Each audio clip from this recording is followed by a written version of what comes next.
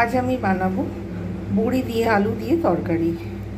সুতরাং বড়ি আলু যেহেতু তরকারি, সেহেতু আমি প্রথমেই নিয়ে নিয়েছি পরিমাণ মতো বড়ি। আমি ছোটো বড়ি ব্যবহার করেছি, বড় বড়ি ব্যবহার করিনি। আপনারা চাইলে বড় বড়ি ব্যবহার করতে পারেন, তবে বড় বড়ি সবসময় ভালো হয় না।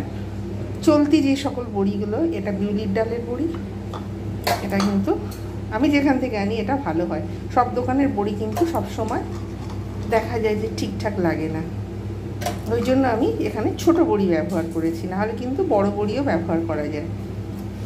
এখানে নিয়েছি ছোট্ট ছোট্ট করে করে কেটে রেখেছি আলু, এখানে নিয়ে নিয়েছি ঘি, এখানে নিয়ে নিয়েছি টমেটো কেচাপ, এখানে নিয়ে নিয়েছি গোটা গরম মশলা, এটা আধা ভাঙা করে নিয়েছি, এখানে নিয়েছি শুকনো লঙ্কা, গোটা জিরে আর মেথি, এটা ফোড়নের জন্য ব্যবহার করব।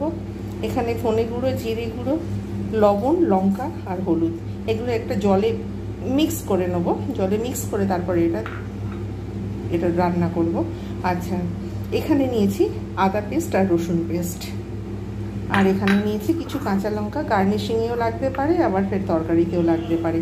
সুতরাং এই সকল জিনিসগুলো বা ইনগ্রেডিয়েন্টসগুলো নিয়ে হয়ে যাচ্ছে আজকে আলু বড়ির তরকারি। এটা খুব ট্র্যাডিশনাল রান্না। এখন হয়তো বাচ্চারা সেরকম কেউ পছন্দ করে না, কিন্তু এই রান্নাটা আমার খুব পছন্দ, এবং আপনারা যারা পছন্দ করেন তারা ঠিক আছে, আর যারা জানেন না তারা অবশ্যই এই রেসিপিটা দেখে ট্রাই করবেন। আমি কিভাবে বানাচ্ছি সেইভাবে বানাবেন, দেখবেন খুব সুন্দর লাগবে। আমি এখানে কড়া বসিয়ে দিয়েছি, আর এখানে সাদা তেল দিয়েছি, কিন্তু একটু পরিমাণে বেশি, যেহেতু বড়ি তেল টানে তাই আমি একটু তেল বেশি দিয়ে দিয়েছি। বারে বারে তেল দিতে হবে না। এবারে দেখব গরম হয়েছে কিনা। গরম হয়ে গেছে। সুতরাং এইবারে আমি এতে বড়িগুলো দিয়ে দেবো। যতক্ষণ পর্যন্ত না লাল করে হচ্ছে ভাজা, ততক্ষণ পর্যন্ত কিন্তু আমি এটা লাল করে ভাজতে থাকবো। তার জন্য আমাকে একটু সময় নিয়ে ভাজতে হবে এবং স্লো আঁচে কুক করতে হবে। যদি আমি বেশি জোরে আঁচটা তুলে দিই তাহলে দেখা যাবে যে এটা সুন্দরভাবে কুক হবে না। আর ভাজাটা যদি সুন্দর হয় তাহলে কিন্তু বড়িটা খুব সুন্দর টেস্ট হয়, আর যদি ভাজা ঠিকঠাক না হয় বড়ি কিন্তু একদমই ভালো হয় না। তাই প্রথমে লক্ষ্য রাখতে হবে বড়ির দিকে, যেন বড়িটা ঠিকঠাকভাবে ভাজা হয়, একদম কাঁচা যেন না হয়, আবার একদম যেন অতিরিক্ত যেন না পুড়ে যায়। বড়ি ভাজার উপরেই কিন্তু তরকারিটা ডিপেন্ড করে। যাই হোক, আমি ভাজতে থাকি। যখন লাল হয়ে তুলে নেব তখন আপনাদের দেখাবো কীরকম কতটা ভাজতে হবে। ঠিক এই রকম হবে, ঠিক এই যে যেমন দেখাচ্ছে ঠিক এই রকম ধরনের ভাজা হবে, তখন কিন্তু নামিয়ে নিতে হবে। এর থেকে বেশি ভাজলে কিন্তু পুড়ে যাবে, আবার এর থেকে কম ভাজলে কাঁচা লাগবে। এই অবস্থায় কিন্তু বড়িটা খুব সুন্দর টেস্ট হয়। এখানে অনেকটা তেল রয়েছে, এতটা তেল আমি ব্যবহার করব না, তাই আমি কিছুটা তেল আমি তুলে রেখে দেবো। আমি ঠিক এখানে এতটা পরিমাণ তেল ব্যবহার করেছি। এবারে এর মধ্যে আমি দিয়ে দেবো শুকনো লঙ্কা, মেথি আর গোটা জিরে। যতক্ষণ পর্যন্ত ঠিকঠাকভাবে স্মেল না আসছে মশলাটার, ততক্ষণ পর্যন্ত কিন্তু আমি এটাকে ভাজবো।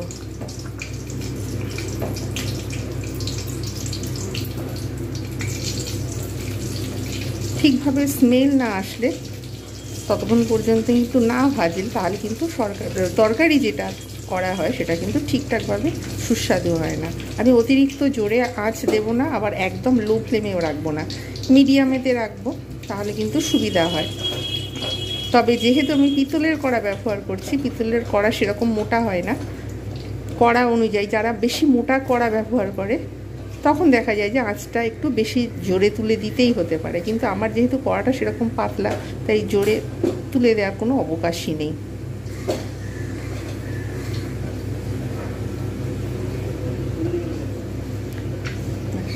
হয়ে গেছে সুন্দরভাবে ভাজা। যে কাঁচা যে গন্ধটা ছিল সেইটা কিন্তু বোঝাই যাচ্ছে চলে গেছে।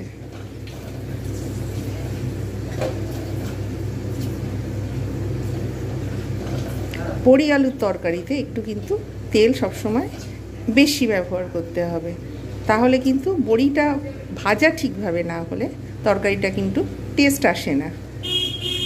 তাই তরকারিটা ভালো করতে গেলে অবশ্যই আমাকে একটু তেল বেশি ব্যবহার করতে হবে, পরে প্রয়োজনে কমিয়ে দিলে হবে। এইবারে এতে আমি দিয়ে দেবো আদা রসুন পেস্ট। মশলা পুড়ে যাওয়ার সম্ভাবনা থাকবে, তাই আমি এতে একটু জল ব্যবহার করব। জলটা দিলে তাহলে মশলা আর পুড়বে না।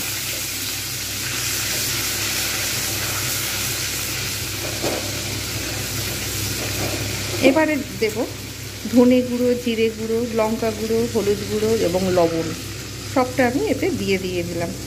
এবারে সুন্দরভাবে আমি কিন্তু এটা কষতে থাকবো।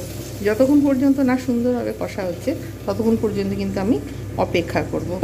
আর আমি এর মধ্যে এই কষার মধ্যে আমি কিন্তু জাস্ট 2-3টে দানা একটুখানি, জাস্ট এইটুখানি চিনি, জাস্ট একটুখানি কালারটা আসার জন্য, যে এর সঙ্গে ক্যারামেল হলে কালারটা খুব সুন্দর আসে। কিন্তু অতিরিক্ত দিলে আবার আলু সিদ্ধ হবে না, যেহেতু আমি আলুটা মশলা কষার সঙ্গেই কিন্তু আমি ভাজবো, তাই আমাকে সেটাও মাথায় রাখতে হবে। তাই যতক্ষণ পর্যন্ত না এটা সুন্দরভাবে কষা হচ্ছে ততক্ষণ পর্যন্ত আমি কিন্তু এটা অপেক্ষা করব।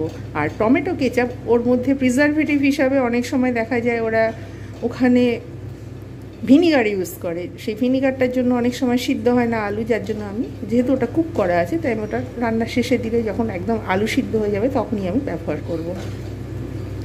এইবারে আমি এখানে দেব গোটা গরম মশলা, যেটা আধা ভাঙা করে রেখেছিলাম সেইটা আমি এর মধ্যে দিয়ে দেবো। কষা অবস্থাতেই আমি দিয়ে দেবো। এইবারে আমি এতে দিয়ে দেবো 1 চামচের মতো ঘি, কষা অবস্থাতেই দেবো, তাহলে স্মেলটা খুব সুন্দর আসবে। 1 চামচের বেশি নয়, জাস্ট 1 চামচের মতো ঘি দেবো। এইবারে আমি কিন্তু সবগুলো সুন্দরভাবে কষতে থাকবো, সমস্ত মশলাগুলো। এটা যেহেতু নিরামিষ হচ্ছে এতে আমি পেঁয়াজ ব্যবহার করিনি, কিন্তু অনেকে বলবেন যে রসুন, কিন্তু রসুনটা মানে অনেকে নিরামিষ হিসাবে ধরে, আবার অনেকে আমিষ হিসাবে ধরে, সেটা তাদের ব্যাপার। এবারে আমি মশলাটা সুন্দরভাবে কষবো। মশলার কালারটা কত সুন্দরভাবে এসে গেছে অলরেডি, এবং অলরেডি তেলও ছাড়তে শুরু করে দিয়েছে, কষা হয়ে গেছে। এইবারে আমি এর মধ্যে দিয়ে দেবো সমস্ত যে টুকরো টুকরো করে কেটে রেখেছিলাম আলুগুলো। এবারে আমি এর মধ্যে, যেহেতু সুন্দরভাবে কষা হয়ে গেছে মশলা, এবারে আলুগুলো এর মধ্যে দিয়ে দেবো। জাস্ট আমি এগুলো একটু হালকা করে নেড়ে নেব।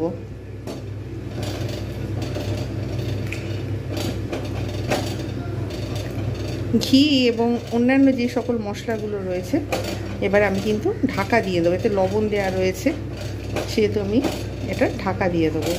আলুর কাঁচা যে স্মেলটা অটোমেটিক্যালি কিন্তু চলে যাবে এখান থেকে। এই রকম অবস্থায় কিন্তু আমি 2 মিনিট ঢেকে রেখে দেবো।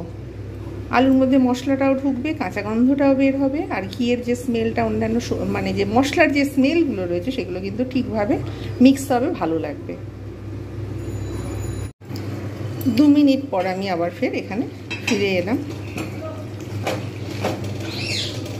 আলু থেকে জল ছাড়তে শুরু করে দিয়েছে অলরেডি। আলুগুলো কিন্তু যে কাঁচা যে গন্ধটা ছিল সেটা কিন্তু সম্পূর্ণভাবে চলে গেছে, আর কালারটাও খুব সুন্দর এসেছে অলরেডি। এবারে আমি এর মধ্যে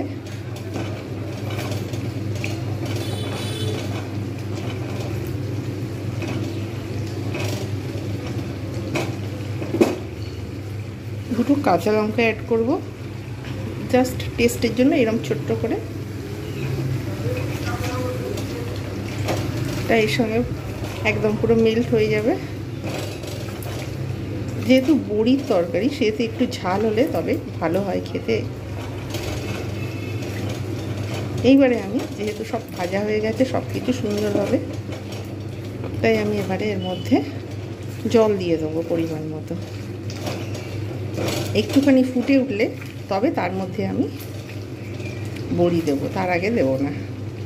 আমি এখন কিন্তু কেচাপটা ব্যবহার করব না, আলু এখনও সেদ্ধ হয়নি, তাই আমি এতে একটু জল দিয়ে দেবো। কারণ বেশি ভাজলে আবার অনেক সময় দেখা যায় মশলাতেই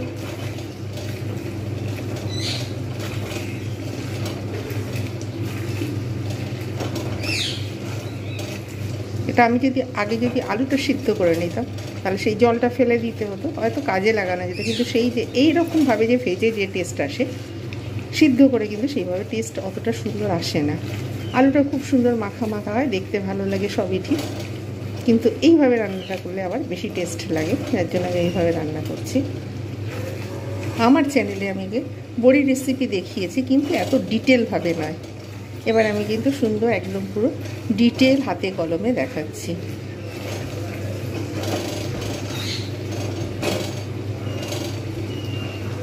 এইবারে আমি কিন্তু এতে জল দিয়ে দেবো। সব কিছু কুক হয়ে গেছে, কোনো কিছু কাঁচা একটা ভাব নেই। ব্যাস আমি কিন্তু এবারে ফুটতে দেবো বেশ কিছুক্ষণ, 2-3 মিনিট এটা কিন্তু ফুটবে। মিডিয়াম হিটে রাখবো, কেননা লো হিটে রাখলে কিন্তু অনেকটা সময় লেগে যাবে। তাই আমি মিডিয়াম ফ্লেমেতে আমি কিন্তু এটাকে কুক করব। একটু ফুটে উঠলেই আমি এর মধ্যে আমি বড়িটা আমি দিয়ে দেবো। এবারে আমি 2 মিনিট পরে এসে গেছি, ফুটতে শুরু করেছে অলরেডি। এইবারে আমি এর মধ্যে দিয়ে দেবো ভেজে রাখা বড়িগুলো। বড়িগুলো দিয়ে আমি কিন্তু এবারে ফোটাবো। যতক্ষণ পর্যন্ত না আলু সিদ্ধ হবে, বড়ি সিদ্ধ হবে, ততক্ষণ পর্যন্ত কিন্তু আমাকে অপেক্ষা করে যেতে হবে। এবার আমি কিন্তু অপেক্ষা করব।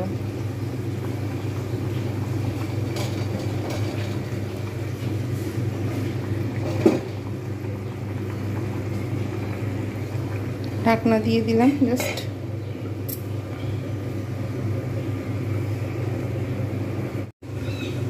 এবার আমি খুলে দেখব, প্রায় 4-5 মিনিট হয়ে গেছে।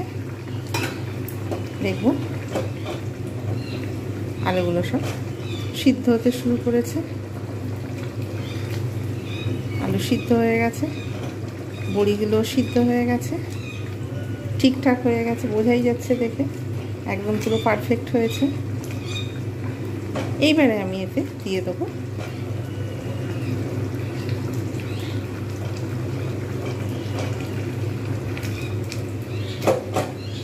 হয়ে গেছে, তাই আমি এতে দিয়ে দেবো টমেটো কেচাপটা। আগে দিলে কিন্তু অসুবিধা থাকে, তার জন্য আমি দিইনি।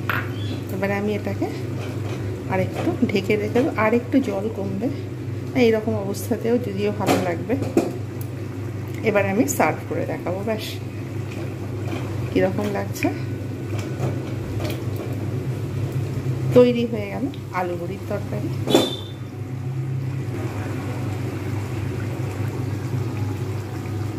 এর মধ্যে সব কিছু দেওয়া হয়ে গেছে।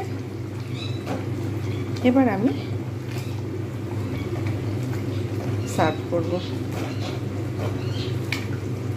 তৈরি হয়ে গেল আলু বড়ির তরকারি। তৈরি হয়ে গেল আলু বড়ির তরকারি। আপনারা এইভাবে বানান এবং এনজয় করুন। আর ভালো লাগলে অবশ্যই রেসিপিটা শেয়ার করবেন, সাবস্ক্রাইব করবেন, কমেন্ট করবেন। আর নেক্সট টাইম আরও একটা নতুন কোনো রান্নার ভিডিও নিয়ে আপনাদের সামনে উপস্থিত হব। আপনারা প্রত্যেকে ভালো থাকবেন, সুস্থ থাকবেন। ধন্যবাদ।